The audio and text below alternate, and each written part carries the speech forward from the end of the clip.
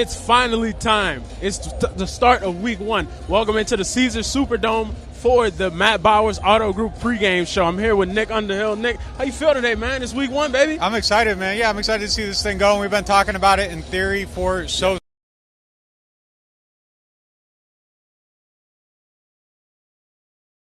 might be somewhere in between, but we're finally going to find out and we're going to be able to stop talking about it. Yeah, man, I'm really excited to see what's going to be on the field today. We've been through training camp. We've been through the preseason. We've seen some highs and we've seen some real question marks that we still have yet to see on the field. So what are the 3 things that stand out to you right now, man?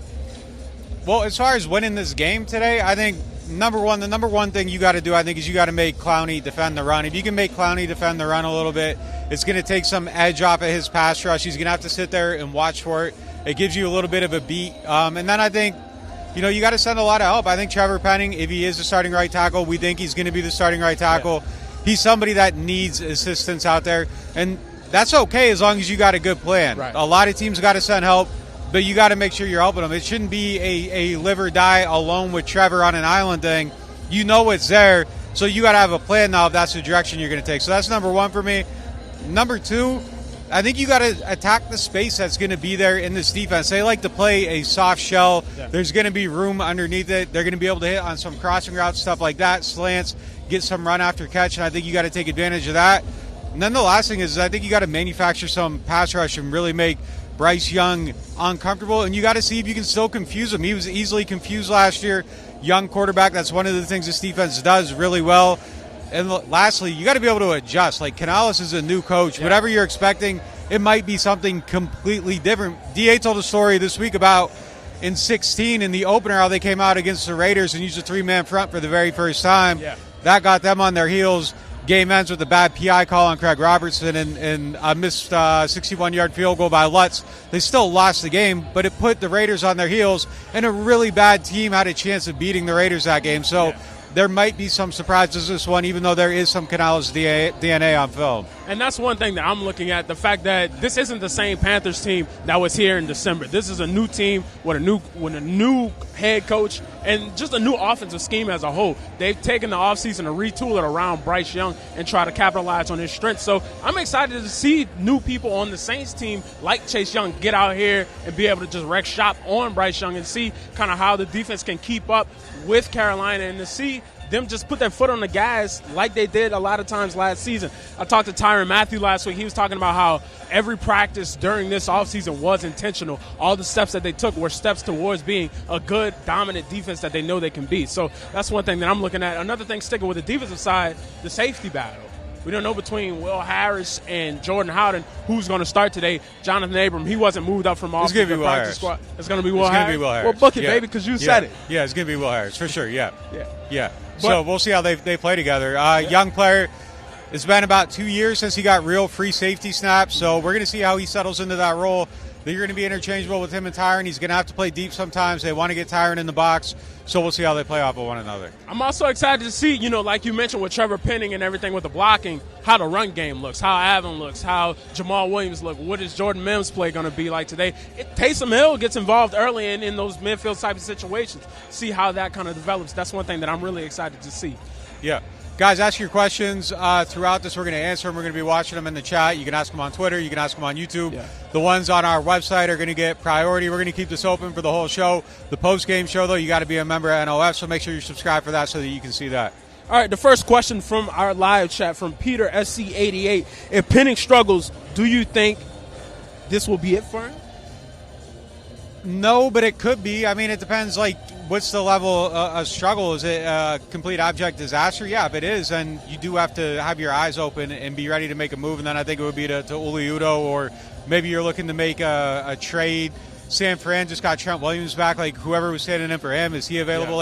I think you're looking at your options still, but I think you would go to Udoh at that point. But a simple normal bad game? No, I think going into this, that's the project. Yeah. You've committed to it at this point. I don't necessarily agree with that direction. I don't know that I'd be starting him today, but hey, look, if he can do it, he can do it. Yeah. Next up from the chat, which players could you see getting a new deal during the season? And on top of that, is there a scenario which would the Saints keep Chase Young to a mid to long-term contract, gauging on his success?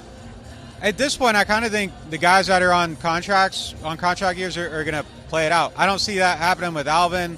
I don't see an Adebo contract on the horizon. I don't think it's in Chase Young's interest to re-sign early, at least not this early. Yeah.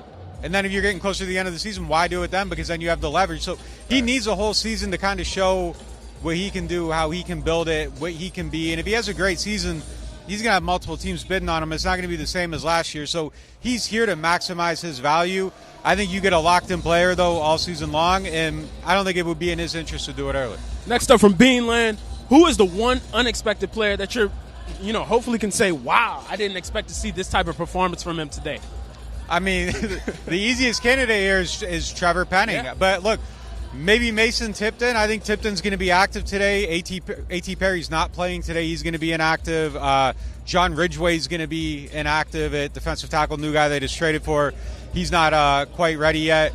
That leaves one more. So it's right now Jalen Ford, Holker, DeMarco Jackson, Colin Saunders, expecting Ridgway, expecting Perry. That leaves one more.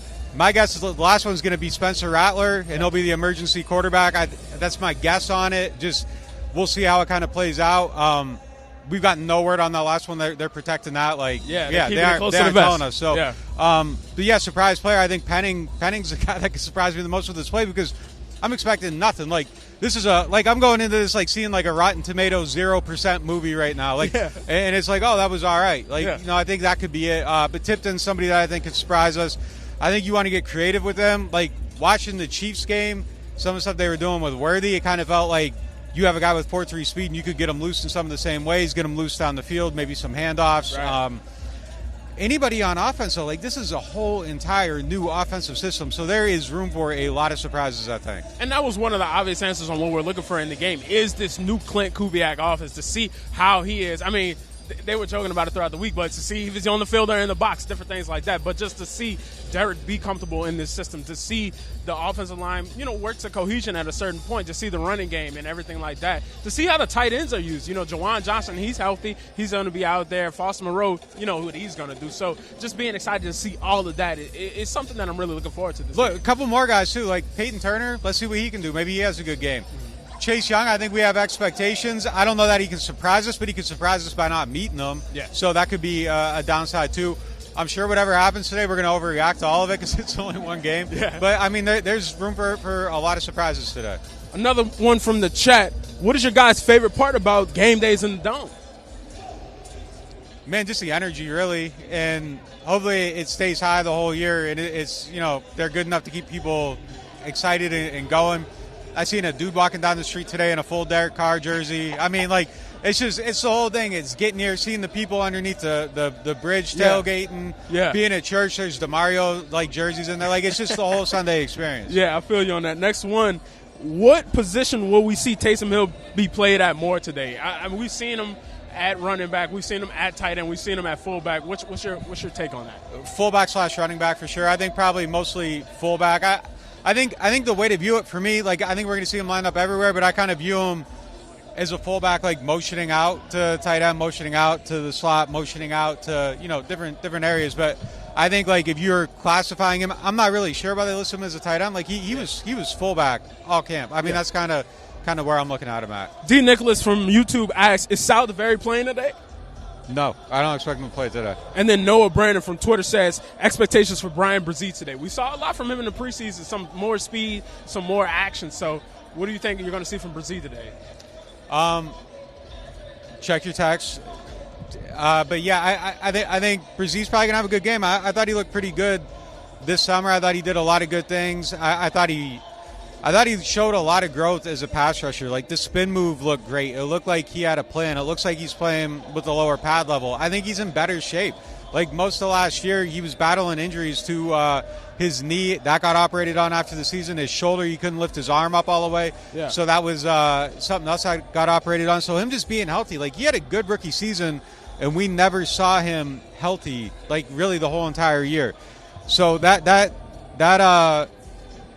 someone that I'm looking for to make a big jump this year. And I think they're counting on him to make a big jump this year too. But I'm interested in that DT position as a whole. Like, there's some interesting depth there. I think Boyd is somebody that's going to be able to do some good things. I liked Vickers and what he was able to do. Yeah. So overall, yeah, I mean, I think that he's somebody that's going to be a candidate to make a big leap, and I think it helps the pass rush as a whole. I mean, if you get Chase Young doing some good things, that's going to allow Brian Brzee to do some more things in there. If Brian Brezee's getting some rush, that's going to allow the guys on the edge to walk into some sacks. Like, that D-line is a position that I have maybe the most improved view of throughout the summer. Yeah. It looked like there's legitimate depth there. It looks like that there's a lot of options for people to make plays. And I like the idea of getting Cam Jordan on the inside too. That's something that I feel like is maybe a year past the point of needing like some type of admission to where he can be more effective in different areas. But I'm expecting to see him out there in that position a lot today. We saw a lot of it throughout the summer. And, yeah, man, I kind of like the D-line as a whole. And when they get Ridgeway out there, again, I don't expect him to play today. I think that's a position where they're going to have some legitimate depth. Another player that was added throughout the offseason, Willie Gay at linebacker. What kind of are you expecting to see from him today? Rangy player. I liked him too. I mean, I thought he was going to maybe press Pete a little bit more for that spot, and that didn't quite happen, but I think that's okay. I'm more looking for him to make like a huge contribution against someone like the Eagles when Jalen Hurts can get out there and run around and do a lot of different things. But, yeah, I mean, he's somebody that I thought was a pretty good addition for the team. There's another, just big thing that's hanging over the team that, you're not really looking at all the way, but it's punter. It's punter. Matthew Hayball's out here. Kind of what do you expect to see from him? He came in, won the job from Lou Edley. I mean, I don't know. Longer punts. He's got to be I thought he was a little bit inconsistent during camp. He needs to be much more consistent. Going back to the chat here, let's see what we have. Next up from Sazerac. If you're coaching the Panthers, what's your game plan? Overload Penning and Fuaga on defense, run behind the new guards on offense? Say that again. If you're coaching the Panthers, what's your game plan? Overload Penning and Fuaga on defense, run behind the new guards on offense? Oh, I'm attacking the hell out of Penning. I mean, that's the thing that scares me about this game because he's not good against bull rush and he's not good against twitchy players. Right. And you're kind of one or the other if you're on the field. And I don't know what it's going to look like. And I think if you're them, you are just bringing the heat at him, trying to confuse him, trying to get his feet moving, trying to break his mechanics. And then from there, who knows? But, yeah, I mean, I'm starting that game out, like, trying to go at both those guys, but especially Penning. One thing that also I'm looking for today is the conditioning. The starters, they haven't really played since the San Francisco game, so being able to see them come out here to see who, out the gate can just be explosive and run fast and just keep their win versus who needs a little bit of time to knock the rust off. They better not. Yeah. No, I mean, I think they're all going to be ready to go. I don't think that's anything to worry about. They had a hard camp. They show up to camp in shape now. So I think they're going to be able to go out there. They're going to be fine. But not necessarily a conditioning-related aspect, but I think just the timing of the offense is something that they got to show. That wasn't really locked in the preseason. That's something that they need to come out here. They need to show right away that they're hitting their marks, they're on time. And another big thing for Derek, I think he had a really good camp. Obviously, he's going to have a good camp. Yeah. There's no real pass rush or anything. Plays aren't actually getting blown up. But I do think one of the things that was kind of a little bit off, like I thought he was holding the ball a little bit too long at times. And I think it just really needs to come out on schedule. That's what this offense is. It's 1, 2, 3, 4. They're doing pure progressions across the field. You can kind of clap it out on a cadence, and it's supposed to be 1, 2, 3, 4, ball out, or 1, 2, ball out. Yeah.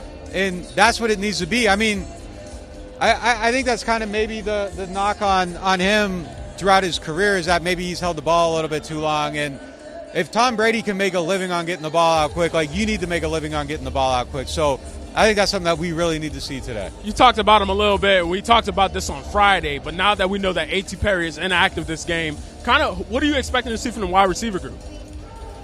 I think we're going to see a lot of Olave. I think we're going to see a lot of Rashid Shaheed. I don't think that we're going to see the rotating through as much as we used to with the Sean Payton offense, where it's kind of like 5 guys are on the field, like it's a fire drill every play. 3 guys in, 3 guys out. Like they would do a lot. I don't think we're going to see as much as that. I think we're going to see a lot of Cedric Wilson. I think Tipton's going to be kind of a nice, I don't want to say gadget. Gadget feels so disrespectful, but a change of pace player that they're going to try to get in some creative situations. I think we're going to see a lot of motion. I think we're going to see a lot of jet sweeps. I think we're going to see a lot of stuff. And who knows if they unveil everything today, but we were seeing a lot of different stuff in camp. And I think it's going to be way more creative. And if they're doing it on time, I think it's going to be much more enjoyable to watch. And that's stuff we didn't see last year. We didn't really see all of those motions and play action and jet sweep type plays. And that's really like the whole Clint Kubiak offense to inject that into the arm. So I'm very excited to see that. Going back to the chat, Peyton Turner over under a half a sack today. Peyton Turner over under a half a sack today. I'll take the under. I mean, show me. You know, show me. It's been a while. Yeah, show me. Yeah. No, I mean, like I think he can get one, but like let's see some production. It's been a long time since we saw some production. Real long time. Next up from Nate, do we think Kubiak will feed Olave a lot of catches, or will they spread the touches between everybody? I mean, I think if he's got the high hand, they'll feed him. Feed him. Like I said, I think there's space in this defense. I'm going to be interested to see, though, like if they shade a little bit more towards the side. Is he at that level? Is the lack of weaponry on the offense? Yeah. Can you shade that way and kind of leave Shaheed one-on-one? Like, I don't know necessarily what exactly it's going to look like. I will say that Derek Carr completed a ton of passes against zone last year. They play a ton of zone. That didn't translate to games against the Panthers last year, though. He was kind of bad against them. So I don't know if they got his number a little bit. Yeah. It's going to be interesting to see how that looks. How much do we expect the tight ends to help Trevor Penning today? A lot. Yeah. A lot. Yeah, you got to bring him help. If you're starting this man, you have to have a plan. You can't just say, well, damn, Trevor couldn't get it done. You know, like if you're starting him, you know what you're doing. You know you're putting him out there. You have to have a plan. If they leave him on an island and he's getting smoked, like that's just it's complete malpractice. So I don't see that. I don't see that happening. I think this offensive staff, we haven't seen it in an actual game. I think they're too smart, though. I mean, I think everything they do is smart and with purpose, and I don't see Trevor just being left completely alone out there. Going back to the chat from Arjun, the guy who's always a regular in our chats, make sure you're subscribed to NewOrleans.Football. What do you expect to see from Marshawn Lattimore? That's a guy, you want to go to the knocking the rust off question. Yeah. He's a good answer for that one. He's somebody, I think he'll be fine. He's always fine. I think he'll be good today. But him versus Deontay is going to be a good matchup. I don't know if they'll shadow him, but they could. But just seeing Marshawn play football, man, it's always good to watch him play. He's a great player. I'm excited to see him out there. What do you expect from seeing the rookie Bub Means? He was left on the 53-man roster. Do you expect to see some big things from him today? He showed a little bit in the preseason. Just what are your expectations from him today? I don't know. I don't know what to expect from him. I don't know what his role will be. I don't know how many snaps there will be to go around. I'm guessing he'll be active today, but I have no idea what to expect. I mean, there's so much we're finding out right now. Like, this is the first time anybody's seeing this offense. Right. So, yeah, I have no idea. I have no idea what to expect from Bub or how he'll be used or how they're going to use the other receivers. It used to be you could expect if the receivers were active, they were going to get some snaps. I don't know if that's going to be the case across the board. The Panthers, they added a big wide receiver in Xavier Legette. You know, he's made some moves at South Carolina, getting throws from one of our backup quarterbacks, is Spencer Rattler. Kind of, who do you expect to be on him, and do you expect Paulson Adebo to replicate the season like he had last year? Hold on. No, you're good, bro. What's the question? About Xavier Legette for the Panthers, do you expect Adebo to have that same kind of season like he did last year? He needs to have that same kind of season every single week if he wants to get paid. I mean, it's a contract year for him. He's got to convince the Saints that he's able to do it. And look, this year, I thought he had a great season. Yeah. Great season. I think if he has that type of season, he's gonna make himself a lot of money.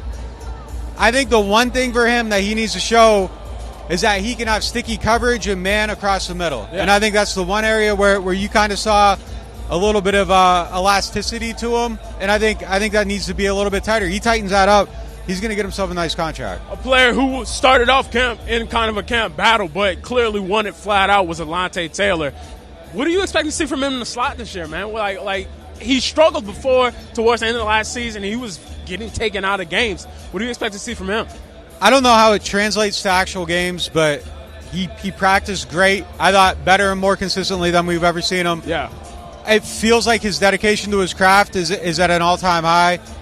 It feels like he's bought into his role and has kind of found a way to put himself aside and kind of embrace where he's at instead of, hey, I'm an outside corner. Outside corners get paid more. This is what I've been. Right. There's an element of that still being there. If you ask him, like he's going to tell you he thinks he can be a great outside player, but it's not the same as last year where he kind of is viewing it, I think, as a demotion. I think he's okay with where he's at. All those things seem like they should be the recipe for success and consistency and smoothing out kind of some of those ups and downs that we saw last year, but he's got to go out and show it.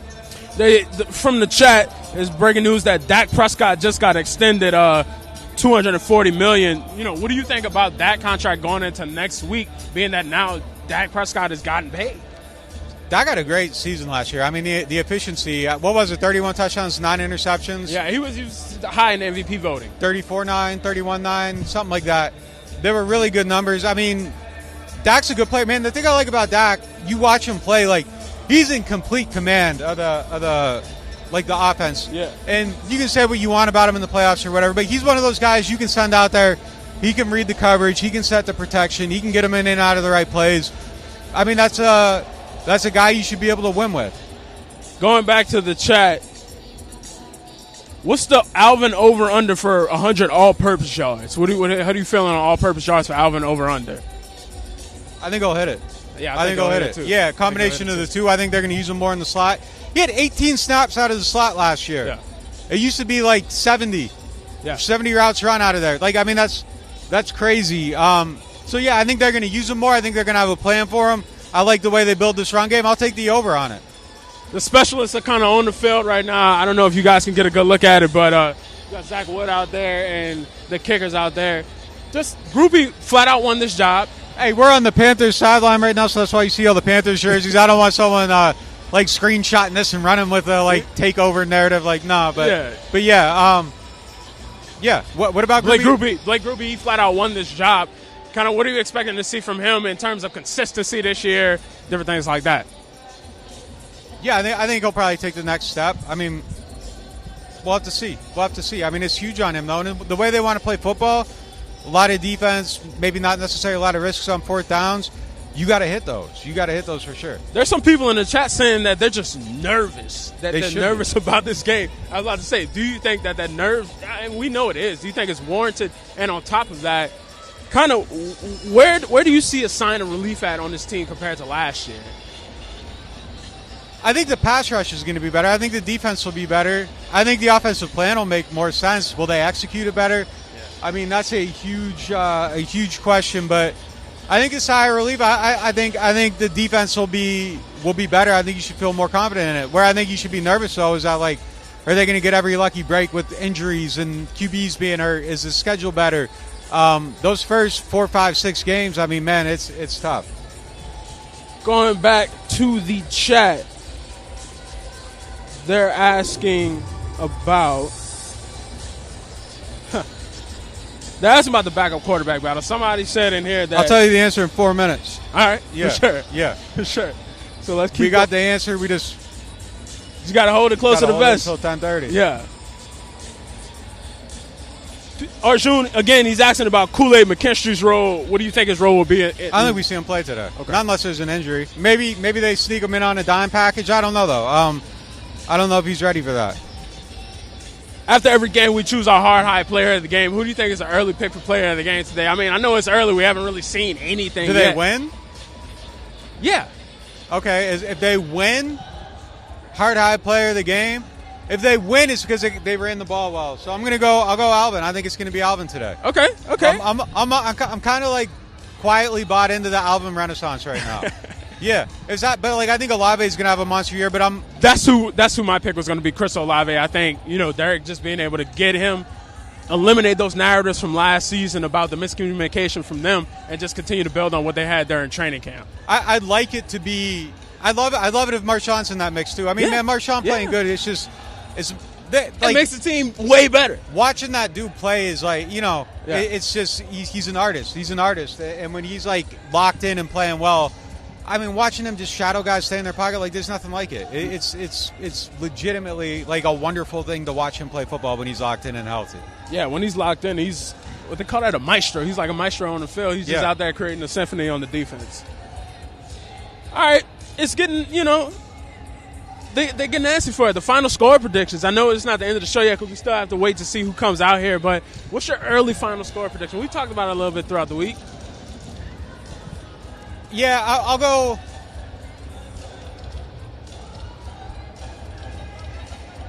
Bowers texted me this morning and asked me, and I think I told him 24-20. Okay. I think I was at 24-20 on it. Keeping it close? I think they could win by 10. I don't know if they will, though. I'm going to go optimistic and say they win it. I mean, and I know, like, the degenerates are probably pissed because I think the spread's 4, so I'm not really giving them a real answer here. Yeah. Like, I'm not, I'm riding the fence a little bit. But if you're placing a bet, hit Queens Casino. Yeah, I mean, I think I go 24-20. I'm going 27-17. I think they get close to 30. They knock on the door, but I don't know if they get over the edge of it. Stall for a minute. We got the inactives coming in 1 minute. 1 minute. 1 minute. Going back in there, we've already kind of answered some of the questions about the run defense, kind of how the Saints are looking throughout the training camp and then through the preseason. Let's see what we got here. I mean, not feeding into the pessimism, but last year this was a thing. How does Derek Carr avoid being booed this year? By playing well. Yeah. By playing well, that's it. He's just got to make people believe, man. That's all. Just make people believe. And, winning games, I think people will be all in behind him. They really will. I don't think it's a thing where people have, quit on him. He can never win him back. And that's it yet. Jake Hayner's QB2. Okay. Spencer Rattler's inactive. I'm guessing he's still going to dress as the emergency quarterback. But for now, Jake Hayner is QB2. So we've seen throughout the week they weren't tipping their hand on who was going to be the backup quarterback. They had them rotating every different day. What kind of you think led to the decision for Jake Hayner to be QB2 in today's game? I think they probably just think he's a little bit more ready to enter a game, I guess. I kind of would have been with, I think it's a coin flip thing. I'm okay with either one as long as they're developing them. Yeah. They're developing both. We see them developing both.